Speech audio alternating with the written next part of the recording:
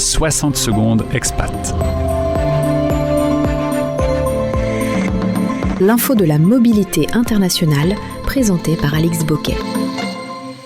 En Espagne, le visage de l'enseignement supérieur est en train de changer à toute vitesse. Les universités privées accueillent aujourd'hui un tiers des étudiants et plus de la moitié de ceux inscrits en master. C'est un tournant historique dans un pays où la majorité des jeunes rêvent encore d'intégrer les établissements publics. Problème, faute de place et de financement, beaucoup se voient contraints d'aller ailleurs, vers le privé. Résultat, le secteur explose, mais sans toujours garantir la qualité. Seule une université privée, celle de Navarre, figure dans le classement de Shanghai, quand 37 universités publiques y apparaissent. Face à cette dérive, le gouvernement de Pedro Sánchez a décidé d'agir. Un décret tout juste adopté impose désormais des règles strictes, au moins 4500 étudiants, des résidences étudiantes pour loger 10% des inscrits, la moitié des enseignants titulaires d'un doctorat et 5% du budget obligatoirement dédié à la recherche. L'objectif est de freiner la course au profit et redonner du sens à la mission universitaire, car les nouveaux acteurs du privé ne s'arrêtent plus à la gestion, au droit ou à la communication. Ils s'attaquent désormais aux études de santé, les plus rentables. Et là, la facture grimpe. Étudier la médecine dans une université privée coûte jusqu'à 22 000 € par an, de quoi réserver ces filières à une élite alors même que le secteur public croule sous les candidatures. L'Espagne veut éviter que son enseignement supérieur devienne une entreprise et que le savoir se transforme en produit de luxe, mais dans un pays où la demande explose, le mur du privé continue de monter brique après brique.